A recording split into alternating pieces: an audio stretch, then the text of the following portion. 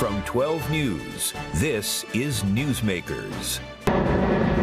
Severe thunderstorms on the eve of the 4th of July left tens of thousands of Rhode Islanders without power and triggered sharp criticism of Rhode Island Energy over its communication failures. They got caught flat-footed. I've told them that. I've said it publicly. It's just one of the challenges facing the state's main utility company, along with frustration over rates, scrutiny from state officials, and new environmental mandates. What went wrong in the storm, and how is the company planning for the future? We'll ask our guests this week on Newsmakers, Rhode Island Energy President Greg Cornett.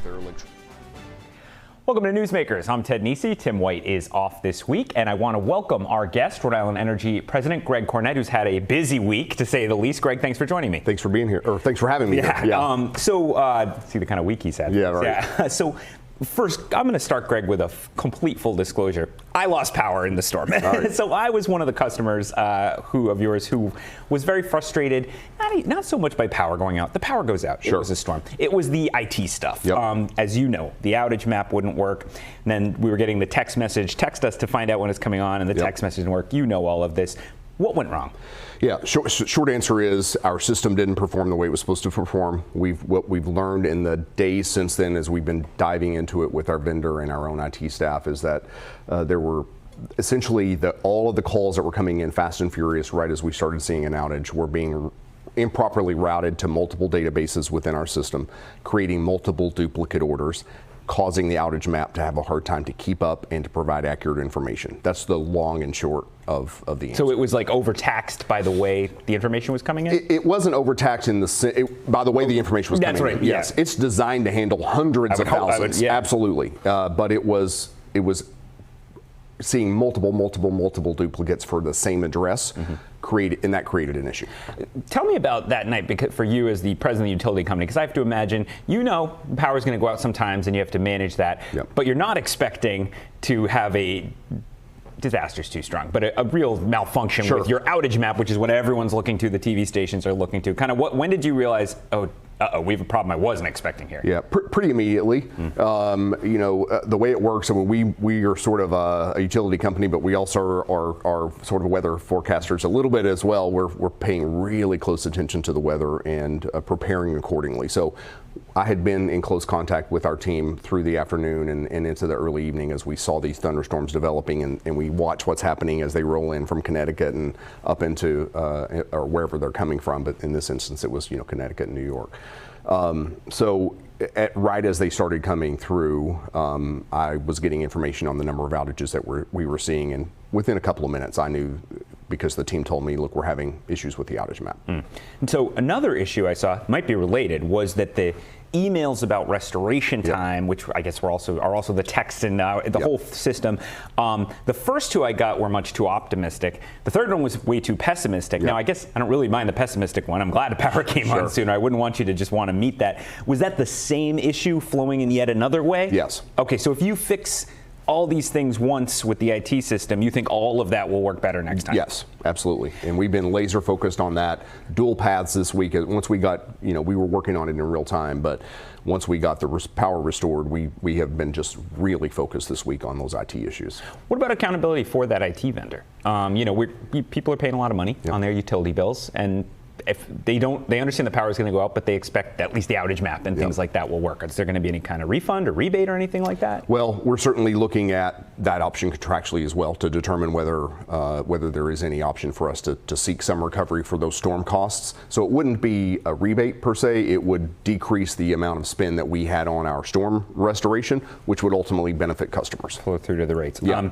So separate from the IT thing, you just alluded to it. This was quite a storm. Yep. I mean, my wife was anchoring that night, and I remember her texting me that our meteorologist, Katie, she was working with, was saying, these aren't slowing down. This is going to come in pretty hot. And we saw, in the East Bay, trees uprooted into houses, the whole thing. Was it worse than you all were expecting earlier in the day, or was that kind of what you were planning for? It was worse than we were expecting. I mean, we were planning for outages, and we had our entire internal crew contingent on standby, pulled back in even though we were over a holiday weekend, and we were starting to look at what external resources we could grab hold of if we needed them. There's always that balance between not spending money in advance when we don't need it, but trying to have the right resources lined up. So, but it was definitely worse. I mean, the way it hit, as you said, fast and furious, these microbursts and the areas that it hit, just some of the, I mean, I've seen the pictures, I've talked to our crews, some of these trees took 3 hours plus just to cut up.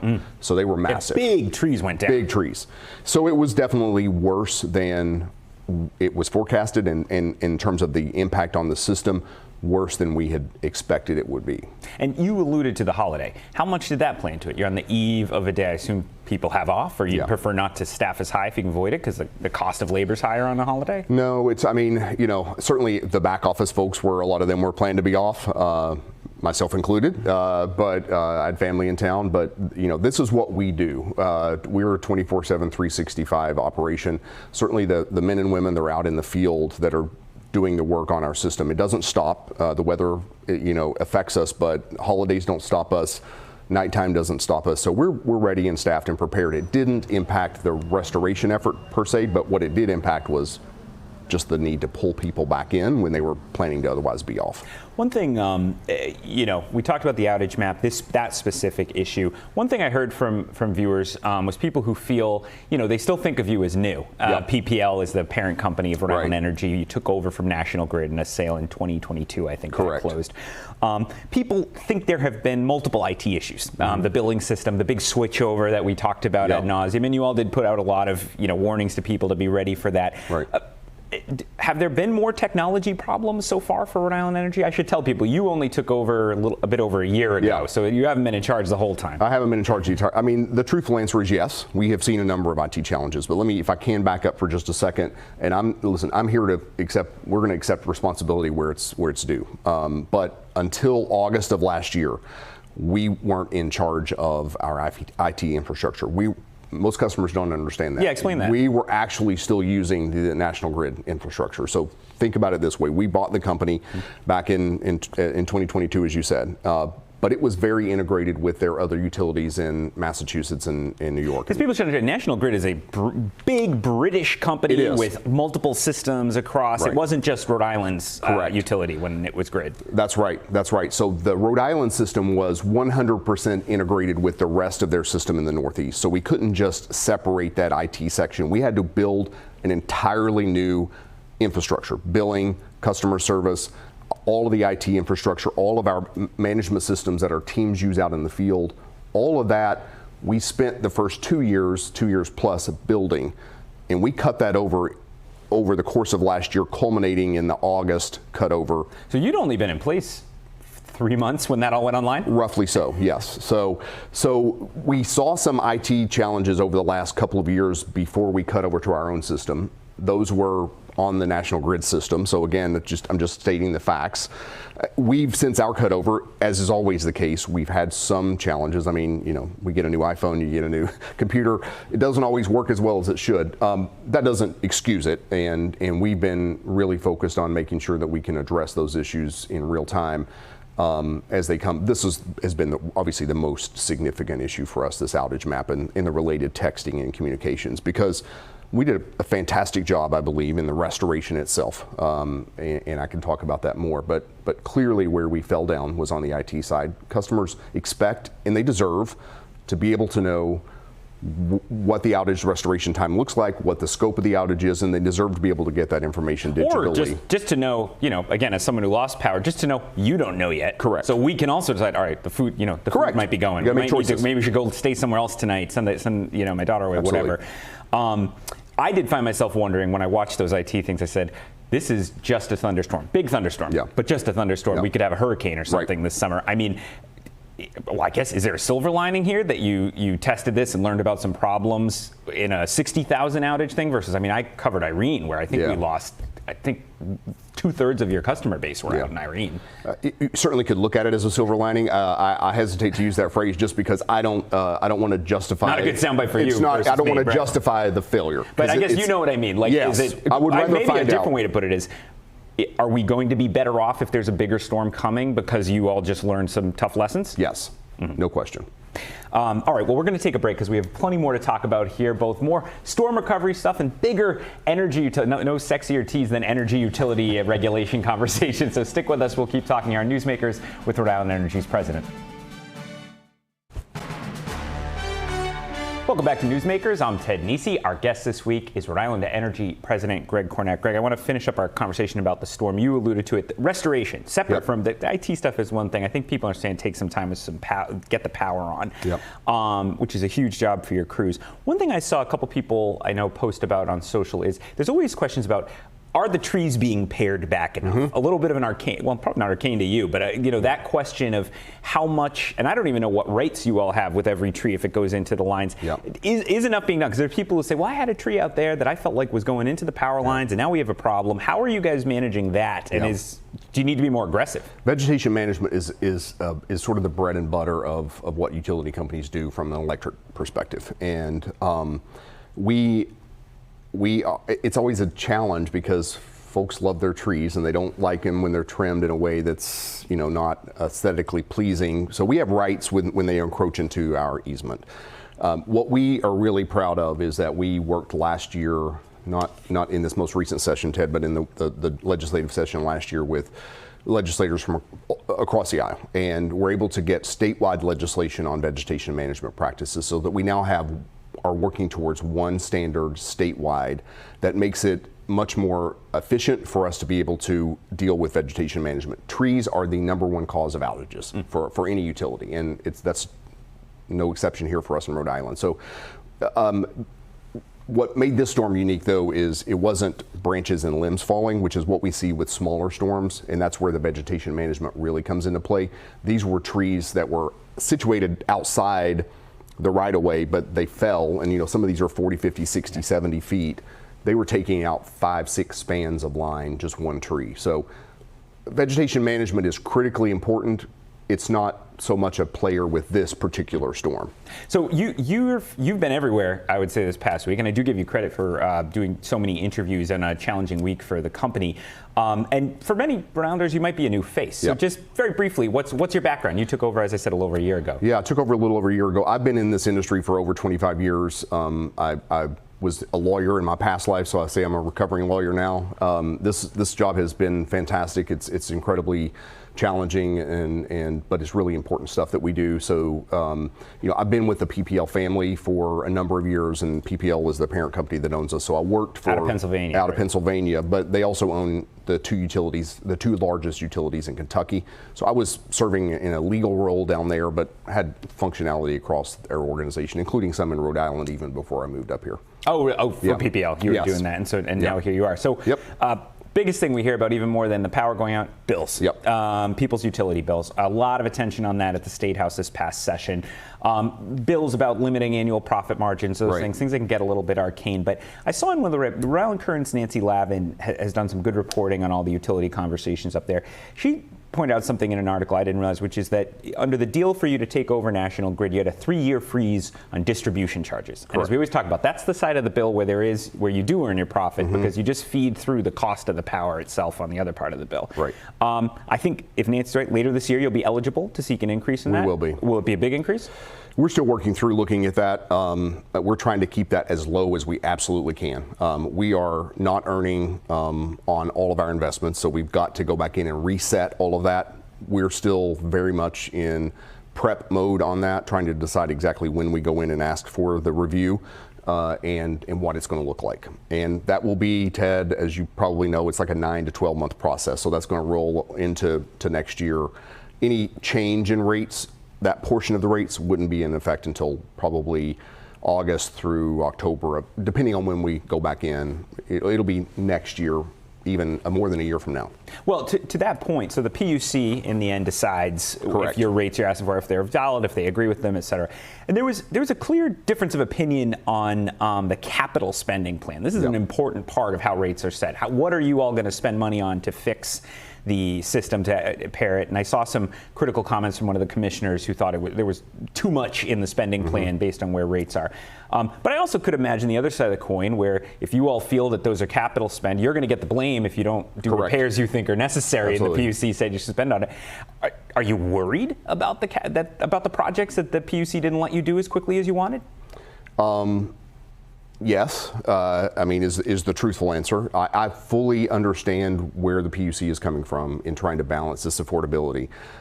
You've probably seen some of our messaging over the last year about what is actually in a customer bill, because we only control about a third of that, which means the PUC only has oversight of about a third of it. So they have limited leverage. Because again, just to keep people on board with this, the other 2/3 is just what it costs you to buy power or buy natural gas from the people who pipe it, the people who put in the lines. A good chunk of that other 2/3 is that, but another sizable chunk are these public policy mandates, which are passed through, that we're required to pass through, right. Yeah. but don't have anything to do with our actual service.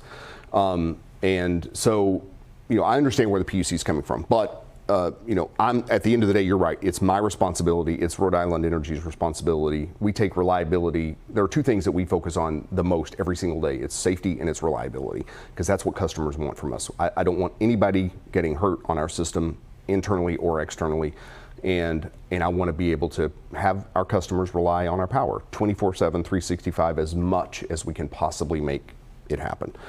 So we've been evaluating those investments and making shifts in what we're doing. One of the interesting dynamics, I pay attention to social media comments on our post, and I saw people saying, well, they need to invest more in the system. You agree? Right, I do. I agree. I mean, the New England system, both on the electric and the gas side, is the oldest in the country. It is aging, and it is in desperate need of upgrade and repair.